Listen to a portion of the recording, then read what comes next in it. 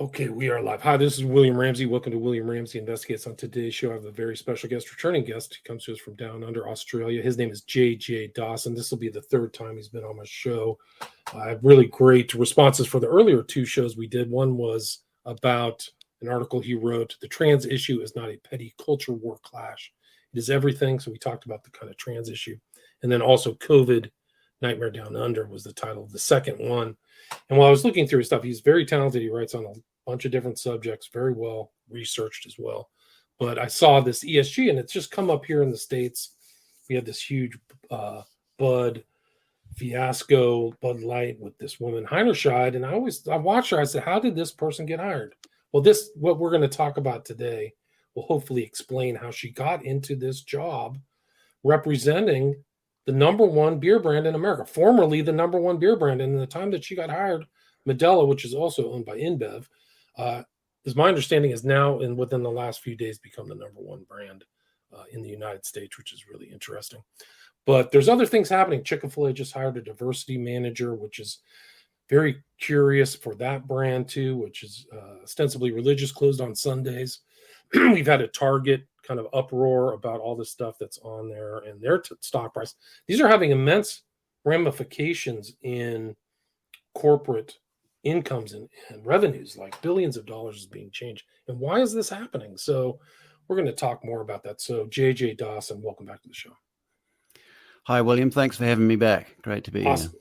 Awesome. Great. So for people who may not have heard our last couple of shows, can you kind of talk about your research and kind of what brought you into writing about this ESG, environment, social, and governance issue? Yeah, sure, absolutely.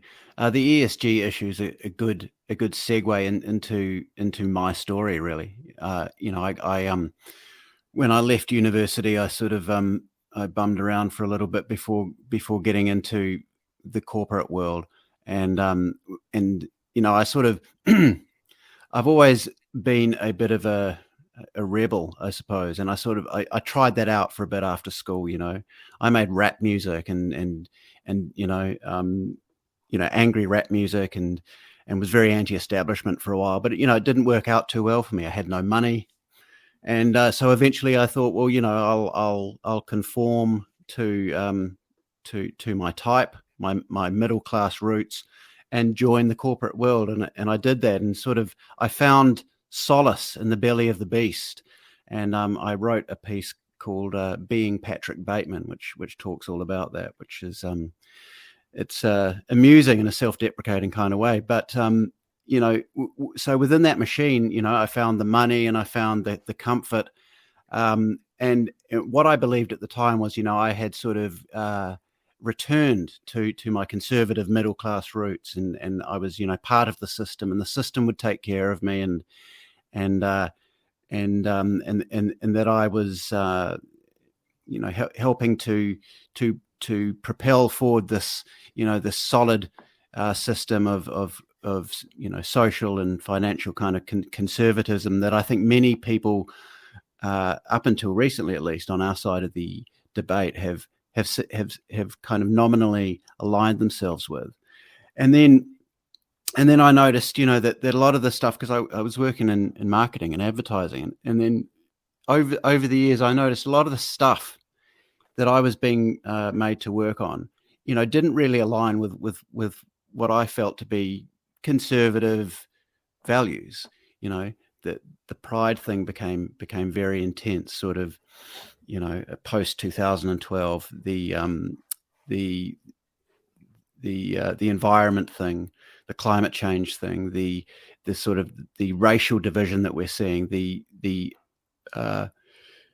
whole concept of toxic masculinity and white privilege, and I really think it was making me ill. I was drinking way too much. I was getting into drugs, and the whole system was really sort of just poisoning me from the inside out. And it wasn't until sort of quite late in the journey when I discovered what this thing was, what was driving all this change, and what I had thought was a conservative system, and that's ESG. I think I first heard the term probably around 2017. I was working at a university at the time, and people kept talking about this thing called ESG, or corporate social responsibility was another buzz phrase they were using back then. CSR.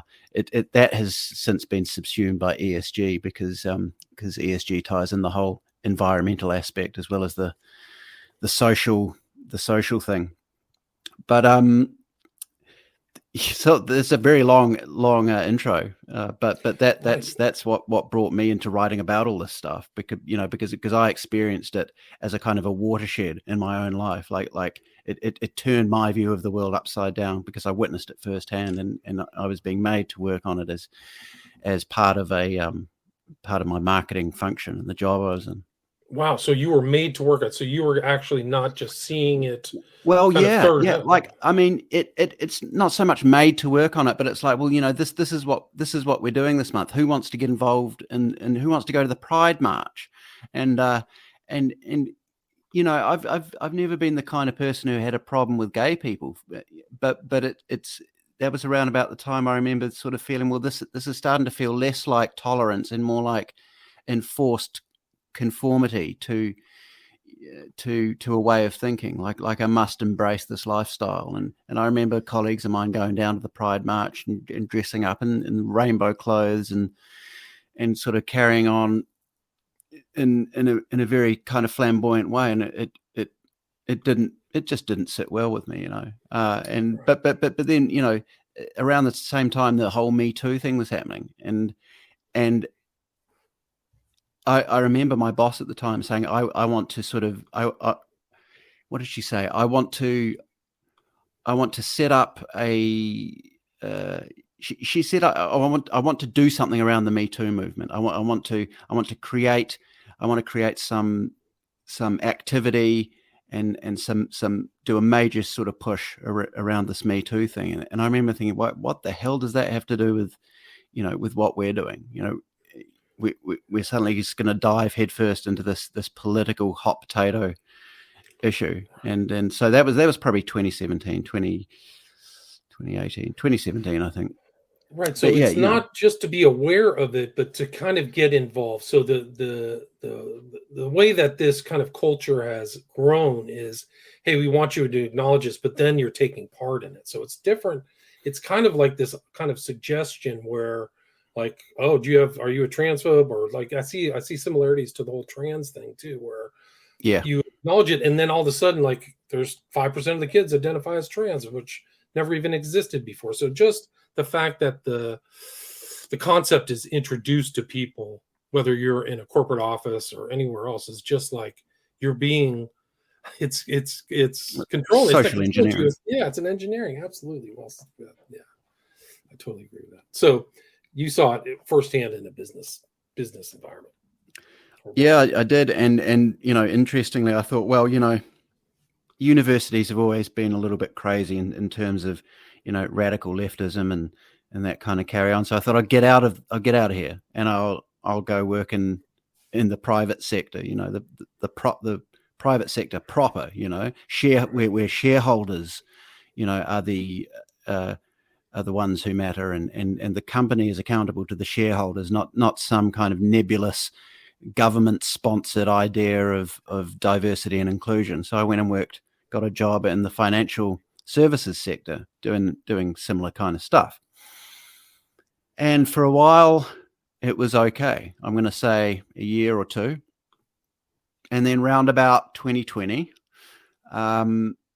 we hired a diversity and inclusion officer, and the ESG thing began rearing its head again, and suddenly I was, half of my job out of nowhere was suddenly writing stories about diversity, equity, and inclusion, and climate change, and carbon offsetting, and all the rest. And I think that converged with a whole lot of other realizations, I think, as it did for many of us around 2020, when a lot of what's going on in the world became too obvious to ignore. But that was the point where I think I realized this is systemic. It doesn't matter where you go.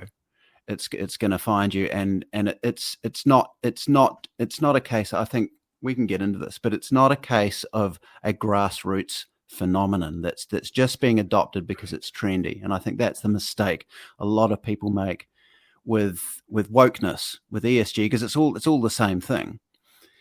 It's a top-down thing. It's a program that's being administered by a very narrow class of elites from the very top. And Right. you understand that when you see how pervasive it is and how similar the plays are across every single different industry. I mean, a financial services company and a university couldn't really be further apart in terms of the day-to-day operations, what they're offering and who they're serving. But the program is exactly the same. Right. No, it's incredible. So it's almost like you can see similarities between that and the whole COVID rollout. It's an international thing. And Australia used to be, I mean, I don't know what it is now, but it used to be a very homogenous society. Like it didn't have, I mean, US used to be that way too. But it didn't have all of these subgroups. And so it's like they're imposing this on a country that's a lot far harder to immigrate into. Is that still the case, or is that changing? I don't know. I haven't looked at the figures for Australia. We have, you're right, we have traditionally been a very homogenous society, and I mean it still is a majority. I hate to use the word white because it's been given such overtones of racism and white nationalism. You can't say the word white or nationalist now without the other word being sort of tacked onto it by whoever might be listening to you. But it is, let's say, European. We're still a majority European country, but I have heard that immigration has dramatically increased in the last few years, and under the current government that is accelerating. And I actually wrote a piece on my Substack, 5 predictions for the next five years under, I can't remember what I called it. There's 5 predictions for what will happen in Australia under the new government, which is it's the left-wing version of our current uni-party system. It's the equivalent of your Democrats.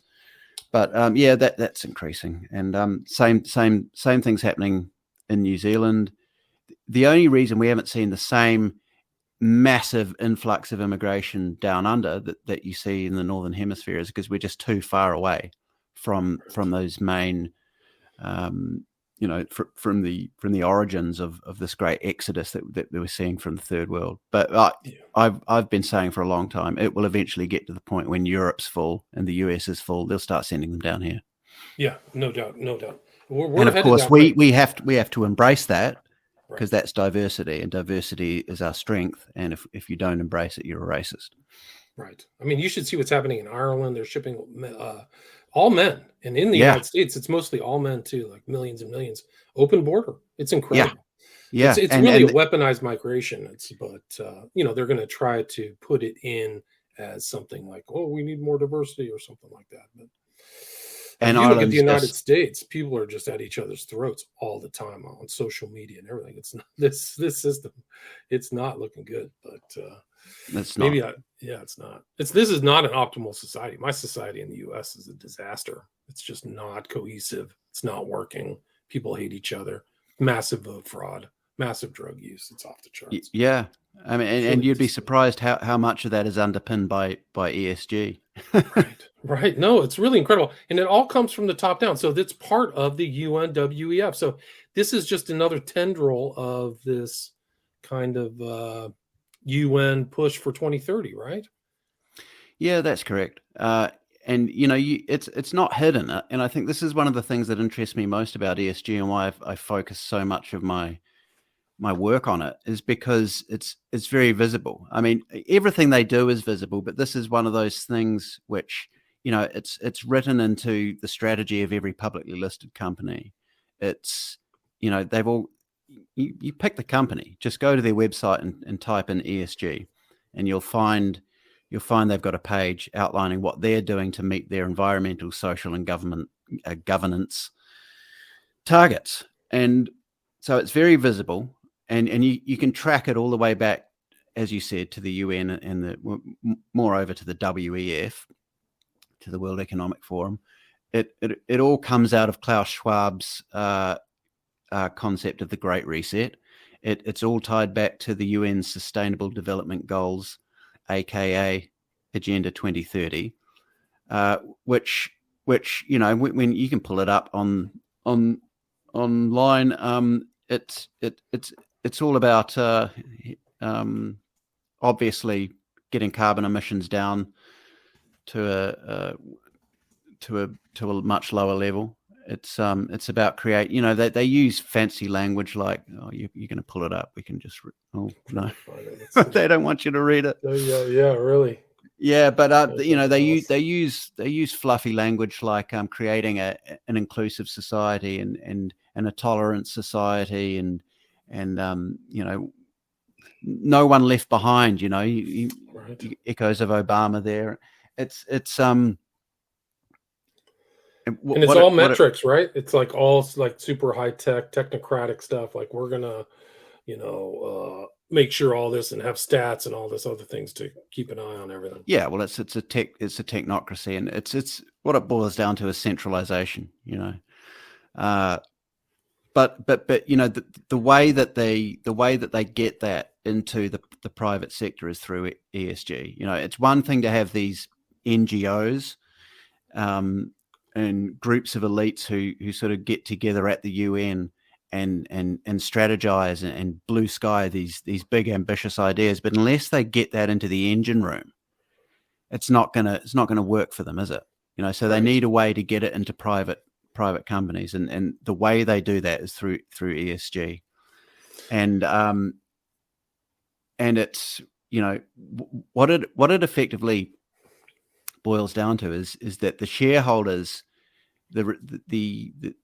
the board of directors is stepping away from its responsibility to the shareholders and claiming now that its responsibility, the company's responsibility is not only to the shareholders but to its stakeholders.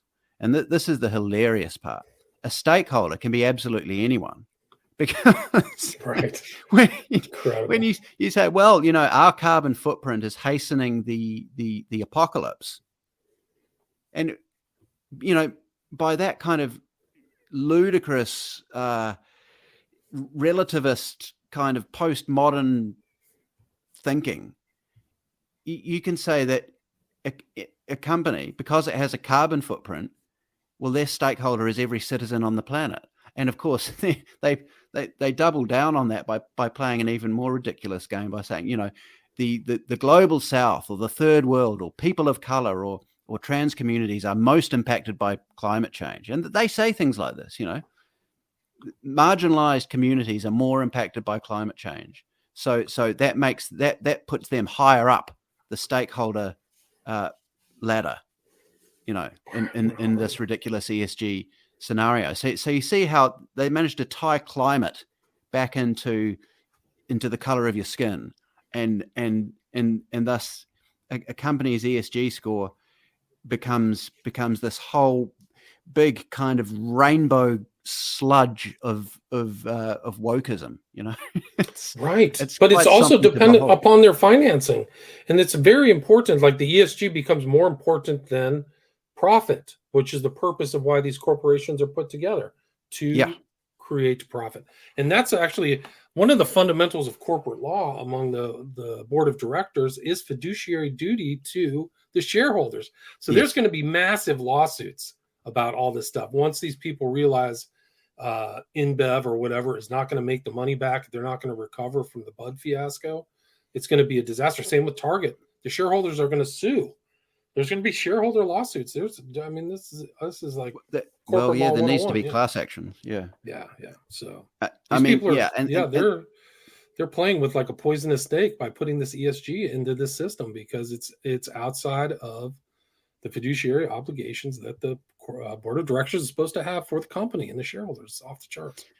Yeah. Well, I mean, you take a company that manufactures, I don't know, a company that any company that creates a product for its customers has a fiduciary responsibility to its shareholders to ensure that product is created as efficiently as possible, and that the profits are maximized to create maximum value for the shareholders. We all know that. That's just 101.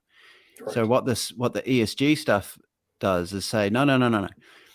There's more to it than that. To create real sustainable long-term value, and that sustainable word is very important here because it comes up everywhere. To create sustainable value, it's like they invoke this kind of nebulous concept of future-proofing the company against, we can only assume, climate change, which, because the science is settled, didn't you know? So the world is definitely going to end unless we reduce carbon. Right. So that box is ticked. Right. So in order to be sustainable, we need to be seen to be contributing to saving the world, so that, right.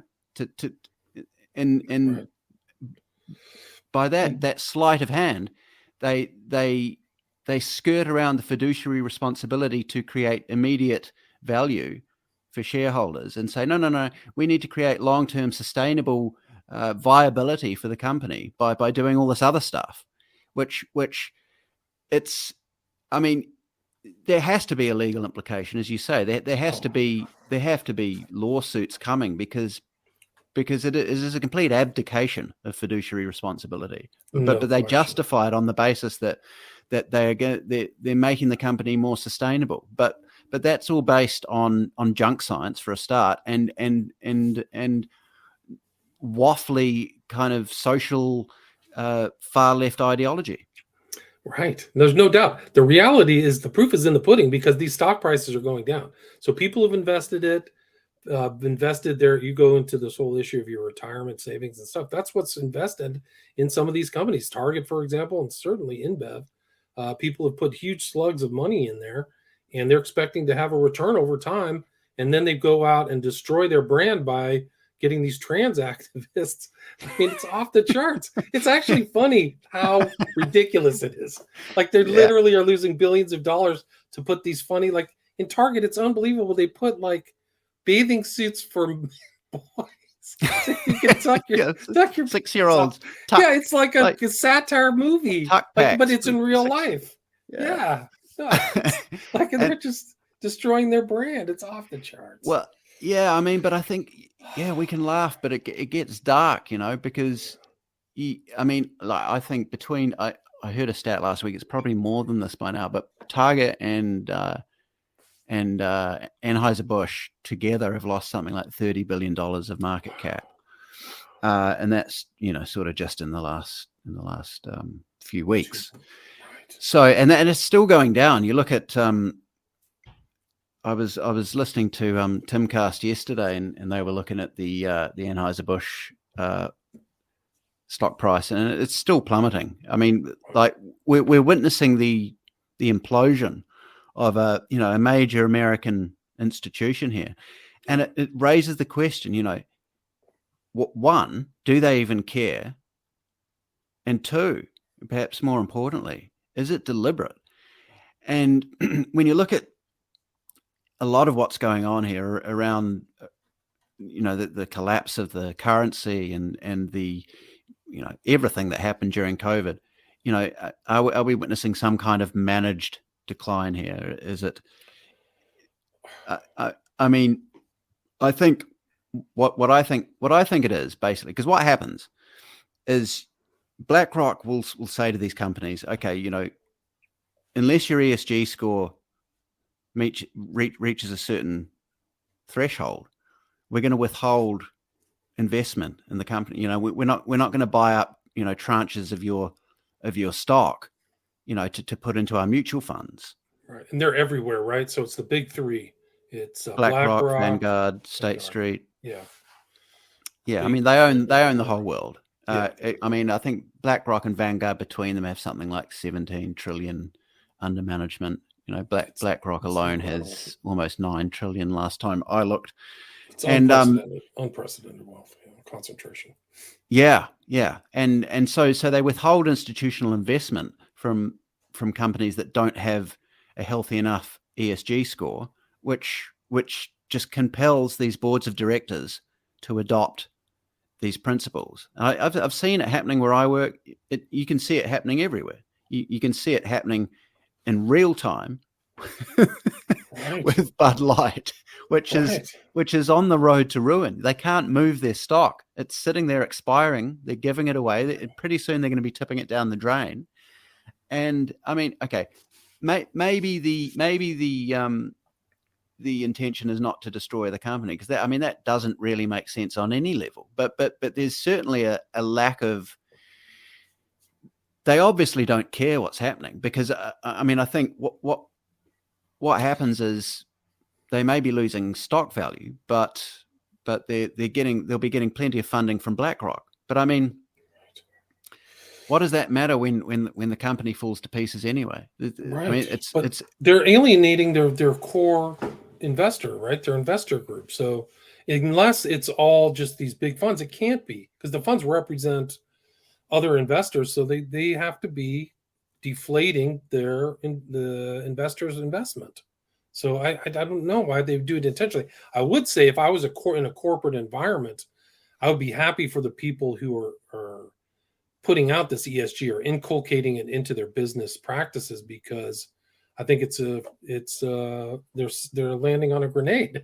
Because I mean, this Heinerscheid and Target is just off the charts. Like, they're literally like becoming, if you want to have a meme creator that will go out into eternity, do what Bud Light and Target did, because they just gave comedians and social media influencers so much material for the next years, forever. I mean, and so that's like the opposite of positive advertising, right? It's negative advertising. So nobody wants to touch a Bud Light. Like, that's the joke going to a bar, is like, yeah, drinking a Bud Light. Yeah. I mean, here in the States, it's like a joke. Have you got the gay one? Yeah. So, I mean, and that's like the opposite of what the Bud was. It was supposed to be like the American male beer. Like, I don't know what the equivalent would be in Australia, but that was like the frat beer. Like, that's what frats bought. Yeah, it's different in every state. Yeah. It'd be a VB here, Victoria Bitter. But yeah, I mean, so I mean, if this is a planned destruction or whatever, I mean, that doesn't make too much sense to me. I think, they're trying to change the culture. Yeah. What it comes down to Marxism. Neo-Marxism really is what it is. It's about ideology over function. I sort of think maybe there's a mentality at the top. You can't make an omelet without breaking a few eggs, and really that they don't care how they don't care if things are going to fall apart, because the way they see it is, they're going to get to decide how to put it back together. And it's a means to an end, really. I think when you take it high enough, that's how they see it. They don't care if a beer company falls over. Right. And at the end of the day, the people at the top are going to parachute out of it. It won't be the execs who end up hurting. Right. It's the shareholders who bear the cost. It's the same concept as when governments print trillions of dollars to cover their ideological aims. It's not the people who pull that lever who bear the cost. It's the taxpayer. It's exactly the same principle.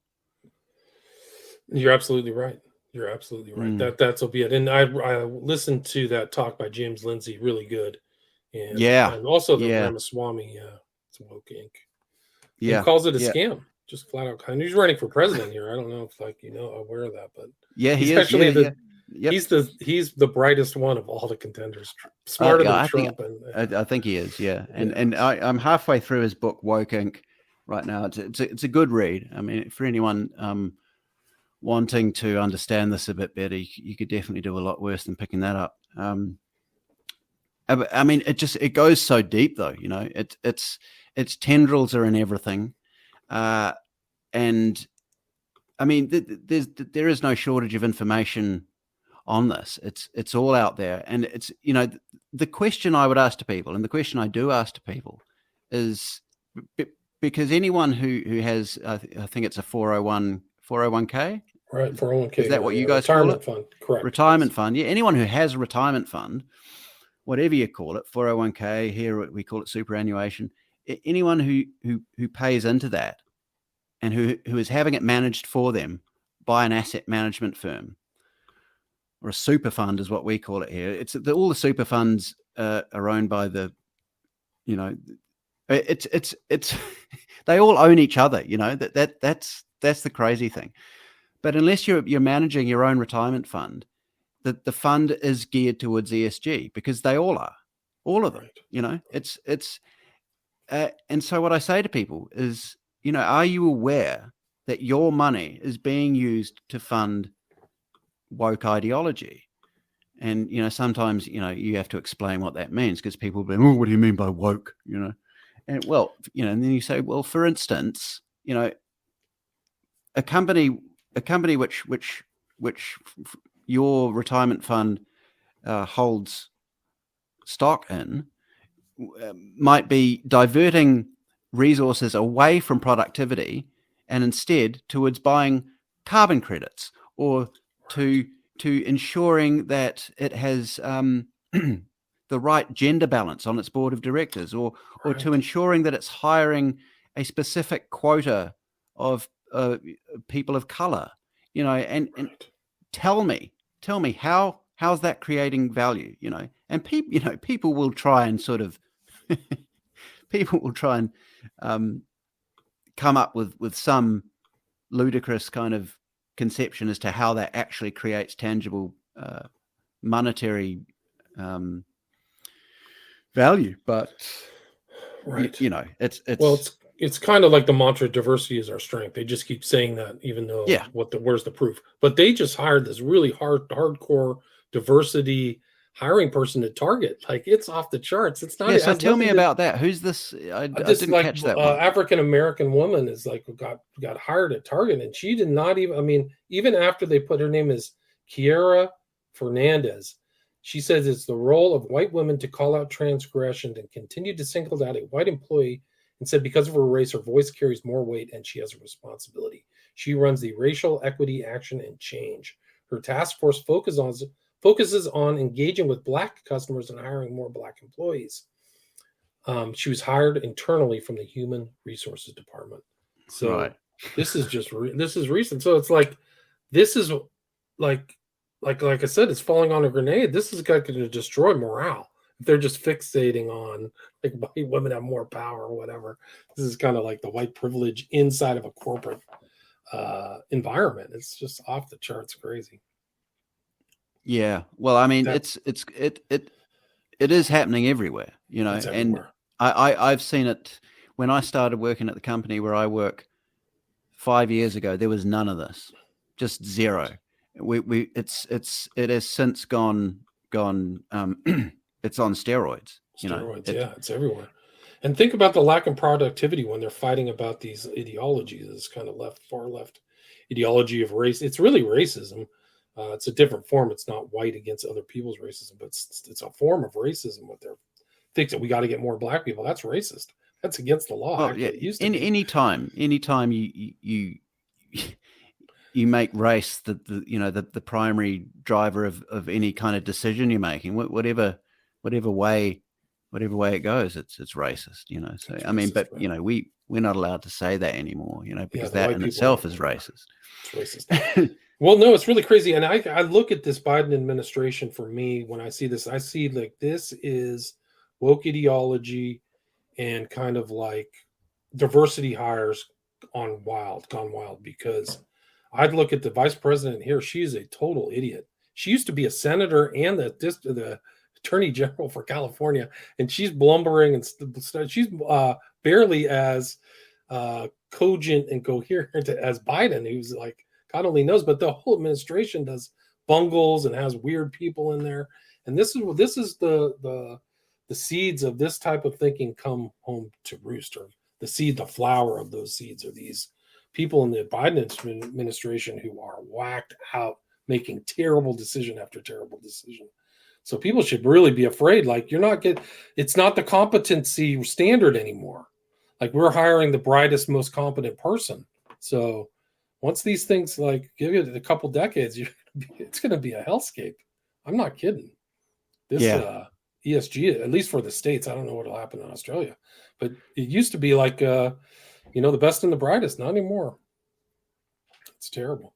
And they're Well, actually doing that at the university systems. I don't know if it's the ESG in some of these universities, but they're hiring basically or allowing people into our universities based on ethnicity and race and lowering standards. It's off the charts. yeah, I mean that's not ESG specifically, but I think well, it might be, but I mean it might be actually. It's the same program, you know, right. Ideologically speaking, whether or not, I mean, yeah, I mean ESG. Oh yeah, I'm not sure if it's just restricted to corporations. I don't think it is actually, because when I was working at a university, they were talking about ESG. So most of the universities here in the States are almost run by like businesses. They put their money into these huge funds and gamble them on the stock market. Yeah. So I wouldn't be surprised at all if ESG is infiltrated there. I don't know. So if somebody's listening to this, send me an email, show me proof. I wouldn't be surprised at all. That's part of it. But, that's actually worth taking a dive into, I think. Yeah, I think so. I think you're right. So it's everywhere. So it's the new normal, right? This is it. This is kind of like, I don't see it winding out. How you say the answer is knowledge and awareness. At least that's one step, right? Yeah, I mean, we need to tell people what's going on first and foremost, which is why I advocate having conversations with friends, colleagues, family. Ramaswamy's book has been great for me in understanding improving my understanding of it. And, I'm probably going to buy a copy for a few family members and so forth. But as I said, there's so much information out there on the subject. And I think one of the reasons it's a good aspect of the culture war to focus on is because it financially affects everyone. Like people can make excuses for so many aspects of what's going on and sort of shrug it off and say, well, that doesn't really affect me. What do I care if they want to hire a few more people of color? Good on them. We should hire more people of color. Fine, but when decisions are being made that directly impact the portion of your income that you're putting towards your retirement, I think people are a lot more likely to prick up their ears and say, okay, maybe I should look into that. Because what I've done is I actually I got my money out of the asset management fund where because the company where I work, they have the default asset management fund. It was all going into that. But in Australia, you can liberate your money. You have to go through a bit of a process. But I got it out, and now I manage it myself. And I think small things like that, if people, it's not possible everywhere. Like in New Zealand, for instance, you're not allowed to, because the government says, no, you don't know enough. You don't know what you're doing. So the experts will manage it. Thank you very much.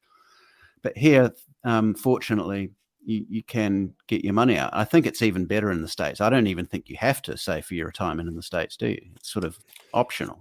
It's optional. You pay into it, but most people do it. I mean, because you should. Everyone should save. But I mean, that's something we can do to fight back.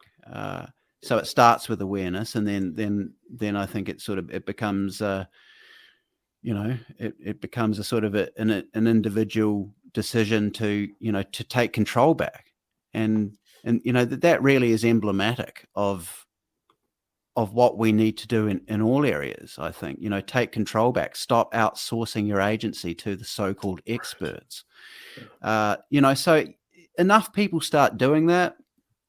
And, I think maybe what's interesting about the ESG thing is Tim Buckley, who's the CEO of Vanguard, which I think is the second biggest asset manager after BlackRock. He recently pulled out of a major ESG-based initiative. I forget what it's called. I talk about it in one of my ESG articles, but I mean, that was significant. I'm not sure how significant, but it was sort of like it was like a 60. I forget the figure. I don't want to misquote it, but it was a massive initiative which sort of brought together many different organizations. And if you pull up, see if I can find it. It's the one Vanguard CEO. It's the one Vanguard. Yeah, it's that one there. That one there. Yeah. 59 trillion net zero asset managers initiative. Yeah, the $59 trillion. I knew it was about 60 trillion. So it's a $59 trillion initiative between asset managers, and it's all around net zero. So he recently pulled Vanguard out of that, which I thought was really massive. And I did that whole article on it. It's called Get Woke, Go Broke. Vanguard ditches ESG investing. I was a little bit naughty with that headline there because they haven't ditched ESG investing altogether. They still have many ESG funds. And I think, technically speaking, they still support the whole program, but they have pulled out of that one initiative. And I think he's quoted as saying that, basically reading between the lines, he's saying we can't fulfill our fiduciary responsibility to our shareholders and the people whose assets we're managing by being part of this thing. So, I mean,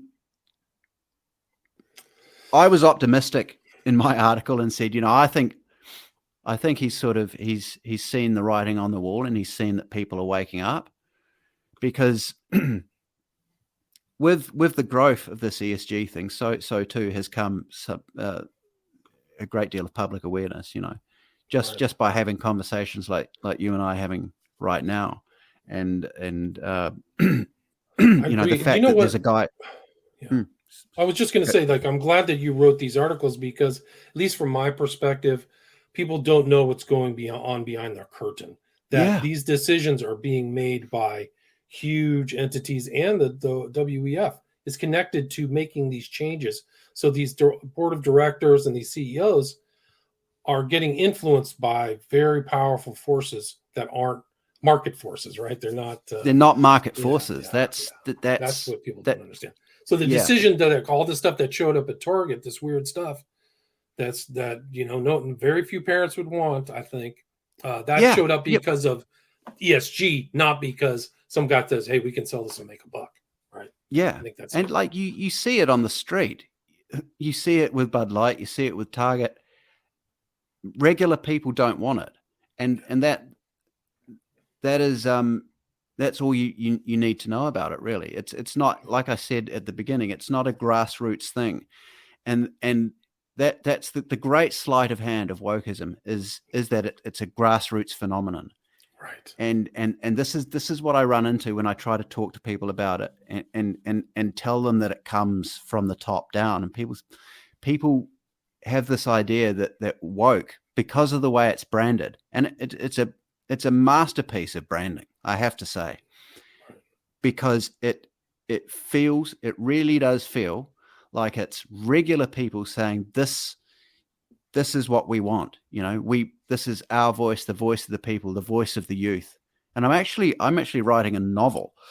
I'm 200,000 words into it, but the premise of the novel really is that, and it's a realization that I had quite early on working with advertising agencies, is that this whole idea that young people need a cause to fight for, and that this woke agenda is their cause. It's like the 60s over again, except this time it's wokeness. It's true, young people do need a cause, but that doesn't mean the cause is theirs.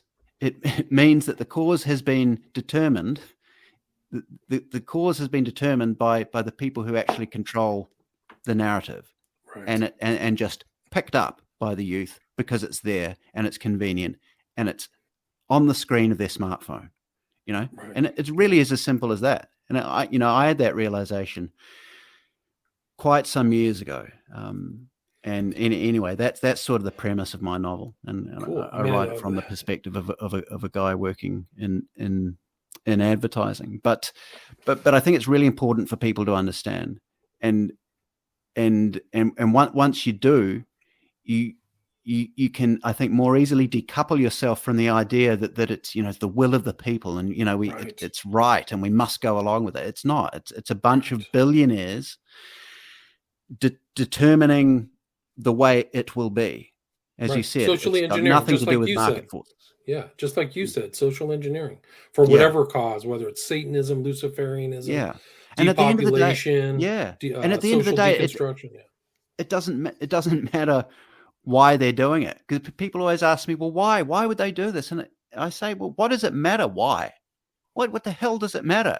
Look at what's happening. Surely that should be all that matters, is what is actually happening. And what is happening is your retirement money is being taken and invested in things that anyone with two brain cells to rub together should be able to tell are not going to bring a return on investment.